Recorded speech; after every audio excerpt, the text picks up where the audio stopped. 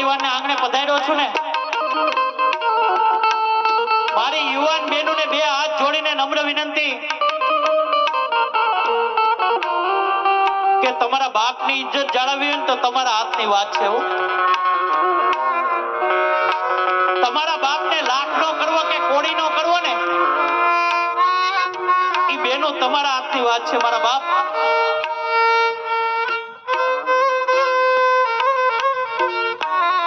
હારી હારી ગાડીઓ જોઈને, હારા હારા મોબાઈલ જોઈને, હારા હારા કપડા જોઈને બેનો મોહી નો જાતીઓ. કારણ કે આ દુનિયામાં 90% આઈટમ બગસરાની રખડે છે. મારા બાપ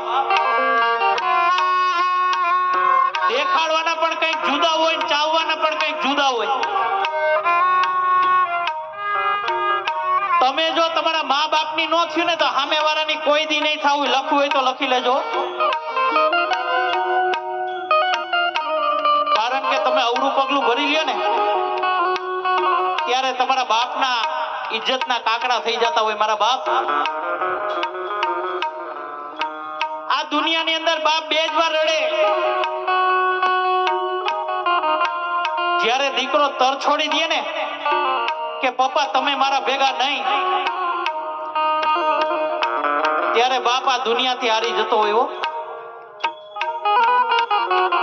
અને બીજી વાર દીકરી જ્યારે સાસરે જતી હોય ને, એને વરાવાના ટાણા આવી ગયા હોય ને, ત્યારે એ બાપ ઊંચું ઉપાડીને ન જોઈ શકતો હોય. કારણ કે એની દીકરીની વિદાય ન કરતો હોય પણ પોતાના કાળજા કેરા કટકાની વિદાય કરતો હોય. એટલે તમે તમારા મા બાપ ઉપર એકવાર ભરોસો કરી લેજો. તમે નહીં થયું હોય ને એવું કરીને બતાવશે. મારા બાપ દીકરો નાનો હોય ને ત્યારે ઓલી દૂધની બોટલ પકડાવી દે માતાઓ. માતાઓ આ બાજુ ધ્યાન આપજો. દીકરો નાનો હોય ને ત્યારે રોતો હોય ને એટલે સાનો રાખવા માટે દૂધની બોટલ પકડાવી દે, એટલે દીકરો સાનો રહી જાય. અને દીકરો નાનો હોય ત્યાં તમે જેવું શીખો ને એવું શીખે. એને એમ કે ને એ ફોર એપલ, એટલે આખી જિંદગી એ ફોર એપલ.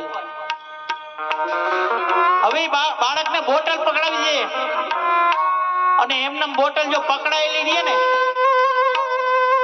એટલે જેમ બાળક મોટું થતું જાય એમ બોટલ એ મોટી થતી જાય. જેમ બાળક મોટું થાય એમ બોટલ મોટી થાય. જેમ બાળક મોટું થાય એમ બોટલ મોટી થાય.